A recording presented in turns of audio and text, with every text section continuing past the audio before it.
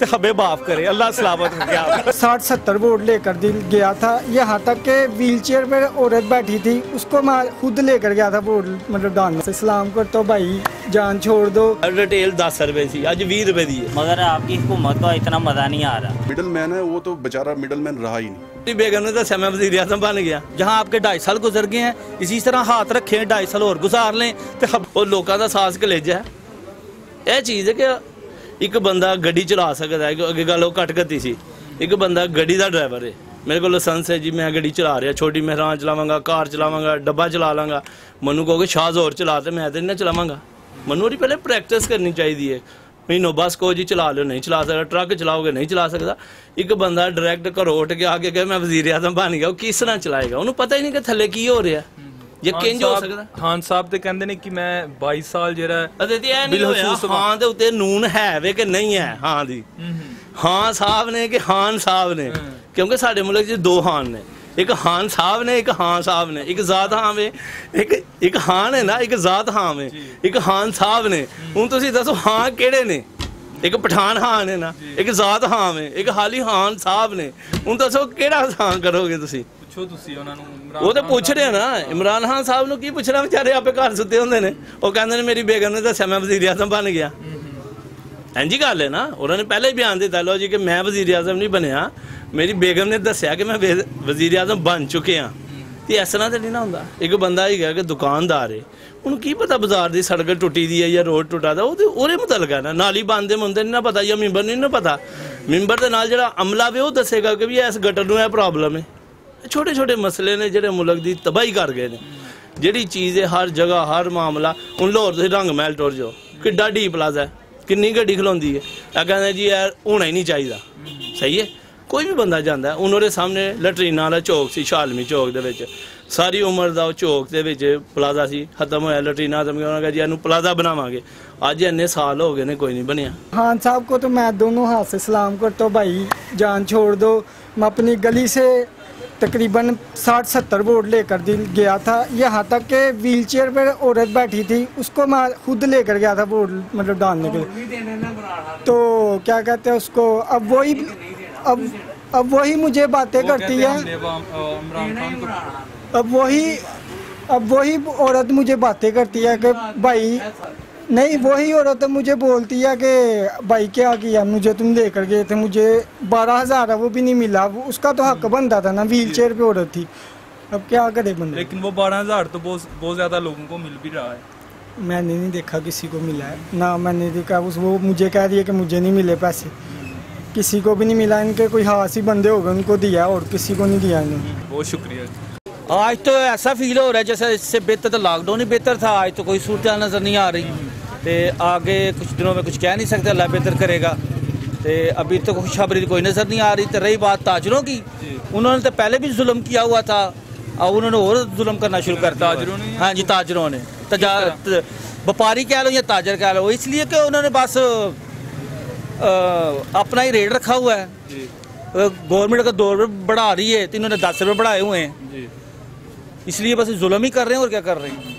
अच्छा, आपको ये लॉकडाउन खत्म होने में कोई बेनिफिट नजर आता है या इससे पहले क्या? सर एक दिन में अभी 365 दिन तो ना शामिल कर सकते। अब तो एक दिन अभी हुआ है, अभी इंशाल्लाह ताला शुरू करेगा। अल्लाह करे बेहतर आए, सबके लिए बेहतरी लेके आए, तो अल्लाह करे सबके लिए बेहतरी हो। ये जो ईद से पहले जो लॉकडाउन हुआ है उससे आप ताजरों को क्या नुकसान नजर आए? नहीं, ताजरों को क्या होगा, क्योंकि ताजरों ने तो पहले 20 दिन अपनी सेल इकट्ठी कर ली हुई है। ठीक है, ये तो दुकानदारों का नुकसान हुआ है जिन्होंने आगे 10 दिन में सेल करके व्यापारी को देने थे।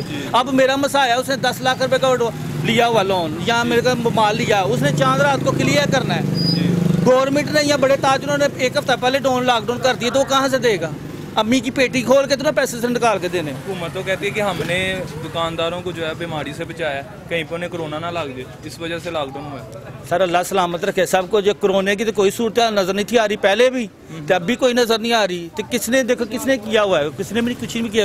एक कस्टमर आपको नजर आएगा या एक आदमी नजर आएगा 100 में से जिसने मास्क लगाया हुआ है, किसी ने भी नहीं लगाया हुआ। तो अगर गवर्नमेंट कह रही है तो वो अपनी जगह भी ठीक है, तो हम फिर अपनी जगह ठीक है। क्या आपको लगता है कोरोना है? मुझे तो पहले दिन भी कोई नजर नहीं आया था, आज भी कुछ नजर नहीं आ रहा सर। तो जब मरना तो है ये, पर कोई नजर नहीं आ रहा है सर। तो कोई पैगाम देना चाहिए इमरान खान साहब को? इमरान खान साहब को ये पैगाम दे रहा है कि बहुत मेहरबानी, जहाँ आपके 2.5 साल गुजर गए हैं इसी तरह हाथ रखें, 2.5 साल और गुजार लें तो हबे माफ करे, अल्लाह सलामत रखे। मुल्क बंद कर सकता ताजरा ने कलेजा करना है, कम से कम कोई मुल्क दी करने ਲਈ कुछ सोचना चाहिए उन्होंने कि भी की करना है। मुल्क चल ही नहीं रहा, एक बंदा ड्राइवर होए ना वो गड्डी चला सकता, सही है, एक बंदा कलेंडर है वो किस तरह गड्डी चलाएगा। हर चीज़ की तैयारी करके आना। जिस टाइम हुकूमत ने इन्होंने अगे लिया है, पिछली गवर्नमेंट ने जो भी किया बेहतर किया, इन्होंने लिए कुछ नहीं है कर सके। मैं कल 28 मिनटा लाहौरों आया मोटरवे से, यानी कि जो टोटा मोटरवे है करोला गड्डी से 28 मिनट नॉर्मल 120 125 स्पीड हो जाएगी, बड़ी होगी 130 हो जाएगी। इस तो बड़ा की गया। तुम लाहौरों सियालकोट है तो डसके नहीं जाते, सियालकोट चढ़ते ही तुम कहते हो गुजरांवाला आ गया, कितनी देर लगती है गुजरांवाले, उंज जाइए 46 किलोमीटर है, इतों लगते 15 मिनट, चढ़ते ही कहता ला जाओ जी 16 किलोमीटर आ गया, 8 मिनट तुम गुजरांवाले। रोड बनेगा, फल आएगा, सब्जियां आनियाँ, चीज़ां आनियाँ, हर चीज़ आएगी ना। एक चीज़ यही है, 10 रुपये का पैकेट सी अज 50 रुपये का हो गया, किस ना आया। 10 रुपये की बलीच है असी सेल करने हैं, किस ना गाहक दसो, तुम खड़ोगे मैं भी घर खड़ांगा, मैंने भी तो 20 की जानी है ना। रिटेल 10 रुपये सी अज 20 रुपये की है।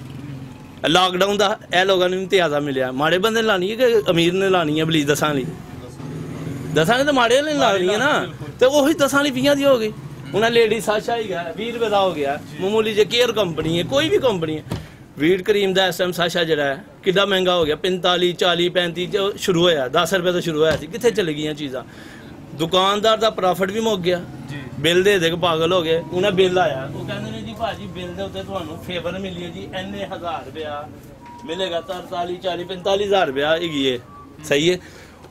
पिछले महीने उन्होंने कहा जी एने ने एनी बिजली नहीं यूज़ हुई, 1500 की 2000 की हो गई है, 40,000 जीरो हो गया।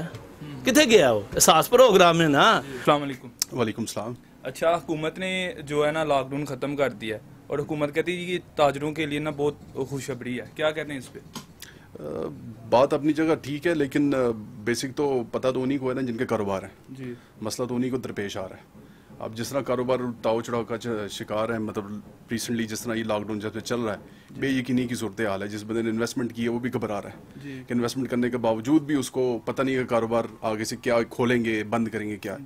रिसेंटली जो नोटिफिकेशन जारी हुआ है, हम लोग 2-3 दिन से तो हमें यही नहीं मालूम कि आया कि डेट क्या थी उसमें। सीएम जो हमारे हैं पंजाब के, उनके ऑफिशियल पेज पे भी कोई नोटिफिकेशन नहीं है। तो बंदा जो नॉर्मल इंसान है उसको तो यही इन्फॉर्मेशन नहीं है कि आया लॉकडाउन खुला है या नहीं खुला जी। तो इसलिए तो मैं कह रहा हूँ बस ऐसे ही है, बस अभी जो निज़ाम चल रहा है। तो ये जो ईद के पहले ईद के दिनों में लॉकडाउन किया है, उससे क्या इफेक्ट पड़े हैं आपके कारोबार पे? वो तो डेफिनेटली पड़े, इफेक्ट तो बड़े ज़बरदस्त आए हैं, क्योंकि एकदम इन्होंने अगर थोड़ा सा पहले ही अलर्ट जारी कर देते कि आया हमने ईद से 4 दिन पहले या 5 दिन पहले लॉकडाउन कर देना, तो जिस बंदे ने इन्वेस्टमेंट की है वो अपना मैनेजमेंट उसी तरीके से मैनेज करता अपने सिस्टम को, उसकी वजह से काफ़ी ज़्यादा नुकसान हुआ लोगों को। हुकूमत तो कहती है कि हमने जो ताजर हैं उन्हें हमने बीमारी से बचाया, कहीं पे उन्हें कोरोना ना लग जाए। अगर ये प्रिकॉशन लेने थे तो ये पहले लेते जी। जब ये स्टार्ट हुआ है, कोरोना केसेस जब आने स्टार्ट हुए, तब चाहिए इनको बॉर्डर सील करते, हर चीज़ को मैकेनिज्म अपना पूरा सही रखते। अब जबकि हर चीज़ फैल चुकी है, उसके बाद ये इस तरह के डजंट मेक सेंस। तो अभी उनका ये भी कहना है कि जो कोरोना के ज़माने में जो नुकसान हुए थे, अभी वो पूरे नुकसान जो जितने भी थे वो सारे ख़त्म हो गए। ऐसे हो नहीं सकता, कैसे ख़त्म हो सकते हैं? जिन्होंने बैठ के किराए दिए हैं यहाँ पे बंद दुकानों के, वो तो अगले आने वाले 2 साल में भी शायद उसको मीट ना कर सके जो उनका। तो खान साहब ने माफ भी किए थे ना पिछले लॉकडाउन में। लेकिन खान साहब को चाहिए इधर आके सर्वे करे, पता लगे कि जो मालिकान थे प्रॉपर्टियों के, उन्होंने छोड़े किराए। उन्हें इवन मैं कहता हूँ कि 10 दिन का किराया था तो वो भी उन्होंने रिसीव किया जी, उन्होंने वो भी नहीं छोड़ा। तो अभी कल की लाहौर में उन्होंने हुकूमत ने नए शहर की जो है बुनियाद रखी है, तो उनका कहना है कि अभी नए पाकिस्तान का जो हमने बनाने का ख्वाब देखा था वो भी शुरू हो गया, क्या कहते हैं? एक लिहाज से डेवलपमेंट होनी चाहिए, उसके तो हम हक में हैं। क्या आपको नजर आता है नया पाकिस्तान बनेगा? उम्मीद तो है थी, लेकिन अभी तक नजर कुछ नहीं आ रहा। ऐसा सच है, जो पहला पाकिस्तान था वो भी जाता नजर आ रहा है, क्योंकि जो मिडल मैन है वो तो बेचारा मिडल मैन रहा ही नहीं जी। बिल्कुल। तो मेन तो ये होता है कि अपने जो अवाम उसके शहरी हैं उनको फैसिलिटीज़ मिले, उनको बेनिफिट मिले, उनको मिले ही नहीं। अब नॉर्मल इंसान को तो उसको तो रोटी से कर्ज है ना, उसको तो अपने खाने पीने से मामला से कर्ज है। गवर्नमेंट के मामला तो कागजी हो सकते हैं, लेकिन हकीकत में अगर यहाँ पे आके देखें तो कुछ नहीं है सच। बस जी हुण अल्लाह ही हाफिज़ है इस मुल्क दा, बड़ियां उम्मीदां सन खान साहब दे, कि हाँ साहब आउणगे ते को गरीब तबके का भी सोचणगे, लेकिन वो गरीब आदमी ते पहले नालों भी ज्यादा मजबूर हो गया। ਖਾਨ ਸਾਹਿਬ ਤੇ ਅੱਜ ਵੀ ਕਹਿੰਦੇ ਨੇ ਕਿ ਮੈਂ ਹਲੇ ਤੱਕ ਵੀ ਗਰੀਬਾਂ ਵਾਸਤੇ ਜਿਹੜਾ ਨਾ ਇਹ ਸਾਰੀ ਮਿਹਨਤ ਕਰ ਰਿਹਾ। ਹਾਂਜੀ। ਪਾਕਿਸਤਾਨ ਦੇ ਵਿੱਚ ਤੇ ਤਰੱਕੀ ਵੀ ਬਹੁਤ ਜਿਸ ਜ਼ਿਆਦਾ। ਬੰਦੇ ਨੇ ਭਾਜੀ ਹੈਲੀਕਾਪਟਰ ਤੇ ਆਣਾ ਦਫ਼ਤਰ, ਉਹਨੂੰ ਕੀ ਪਤਾ ਸੜਕ ਟੁੱਟੀ ਦੀ ਹੈ ਕਿ ਨਹੀਂ, ਕੀ ਖਿਆਲ ਹੈ ਅਸੋਲ ਟੁੱਟ ਜੇ ਕੋਈ ਲਾਉਂਦਾ ਨਹੀਂ। ਅੱਜ ਲੋਕਾਂ ਦੀ ਗੈਸ ਨਹੀਂ ਆਉਂਦੀ ਕਿਧਰੇ, ਅੱਜ ਕਿੰਨੀ ਗਰਮੀ ਹੈ। ਸਿਆਲਕੋਟ ਜੇ ਅੱਜ ਤੇ ਟੁੱਟ ਜਾਓ ਜੀ, ਕਚਹਿਰੀ ਮਹੱਲੇ ਸ਼ਿਸ਼ਨਕੋਟ ਦੇ ਪਿੱਛੇ ਗਲੀਆਂ ਨੇ, ਗੈਸ ਹੈ ਨਹੀਂ, ਕੀ ਮਸਲਾ? ਜਿੱਥੇ ਕੋਈ 4 ਪੈਸਿਆਂ ਲਾਏਗਾ ਉੱਥੇ ਪਲਾਸਟਿਕ ਦੇ ਨਵੇਂ ਪੈਪ ਪੈ ਗਏ ਨੇ, ਜਿੱਥੇ ਨਹੀਂ ਉਹ ਲੋਕੀ ਪੈਸੇ ਦੇ। ਇਹ ਸਾਹਮਣੇ ਗਲੀ ਹੈ, ਕਿੱਡੀ ਗਲੀ ਹੈ, ਗਲੀ 'ਚ ਪਾਈਪ ਹੈ ਨਹੀਂ, ਨਾ ਗੈਸ ਦਾ ਨਾ ਬਿਜਲੀ ਦਾ ਪਾਣੀ। ਉਰਲੀ ਗਲੀ 'ਚ ਉਧਰੋਂ ਭਾਜੀ ਗੈਸ ਲੋਕਾਂ ਨੇ ਲਈ ਦੀ ਆਪਣੇ ਘਰਾਂ 'ਚ। ਮਸਲਾ ਹੈ ਵੀ ਕਿ ਇਹ ਚੀਜ਼ਾਂ ਛੋਟੀਆਂ ਛੋਟੀਆਂ, ਜਿਹੜੀ ਮੈਨੂੰ ਪ੍ਰੋਬਲਮ ਹੈ ਮੈਂ ਦੱਸਣੀ ਹੈ, ਜਿਹੜੀ ਤੁਹਾਨੂੰ ਹੈ ਤੁਸੀਂ ਦੱਸਣੀ ਹੈ। ਛੋਟੇ ਲੈਵਲ ਦੇ ਵੱਡੇ ਲੈਵਲ ਦੇ ਹਰ ਜਗ੍ਹਾ ਦੇ ਉੱਤੇ ਤੁਸੀਂ ਸਾਡੇ ਦਾ ਜ਼ਿੰਮੇਦਾਰ ਕਿਹਨੂੰ ਠਹਿਰਾਉਂਦੇ ਹੋ? ਜਿਹੜਾ ਵਕਤ ਦਾ ਹਾਕਮ ਹੋਏ। ਸਹੀ ਹੈ। ਹਜ਼ਰਤ ਉਮਰ ਫਾਰੂਕ ਰਜ਼ੀ ਅੱਲਾਹ ਤਾਲਾ अन्हु ਦੇ ਵਕਤ ਦੀ ਇਹ ਗੱਲ ਹੈ ਕਿ ਉਹ ਕਹਿੰਦੇ ਕੁੱਤਾ ਵੀ ਮਰ ਜਾਏਗਾ ਤੇ ਉਹਦਾ ਹਿਸਾਬ ਕੌਣ ਦੇਗਾ? ਹਾਕਮ। ਤੇ ਜਿਹੜੇ ਪਿਛਲੇ ਟੁਰ ਗਏ ਨੇ ਉਹ ਤਾਂ ਨਹੀਂ ਕਰਨੇ। ਉਹ ਇਮਰਾਨ ਖਾਨ ਸਾਹਿਬ ਨਮਾਜ਼ ਕੋਈ ਵੀ ਨਹੀਂ ਪੜਦਾ ਤੇ ਹਜ਼ੂਰ ਪਾਕ ਸੱਲੱਲਾਹੁ ਅਲੈहि ਵਸੱਲਮ ਦੇ ਉੱਤੇ ਤੇ ਨਹੀਂ ਜਾਏਗੀ ਗੱਲ। ਉਹ ਮੌਜੂਦਾ ਹਾਕਮ ਦੇ ਗੱਲ ਹੈ ਕਿ ਨਮਾਜ਼ ਦੇ ਟਾਈਮ ਦੁਕਾਨਾਂ ਬੰਦ ਹੋਣਗੀਆਂ। ਅੱਜ ਉਹ ਵਕਤ ਉਹਨਾਂ ਦਾ ਚੱਲਣਾ ਕਿ ਸਊਦੀ ਅੱਜ ਬੰਦ ਹੁੰਦਾ ਅਜ਼ਾਨ ਦੇ ਟਾਈਮ, ਉਹ ਹਾਕਮ ਹੋਵੇ। ਸਹੀ ਹੈ, ਇੰਜੀ ਬਾਤ ਹੈ। ਤੇ ਇਹ ਚੀਜ਼ ਹੈ ਕਿ ਬਸ ਅੱਲਾ ਹੀ ਹਾਫਿਜ਼ ਲਗਾ ਕੇ ਪਾਕ ਕੇ ਦੁਆ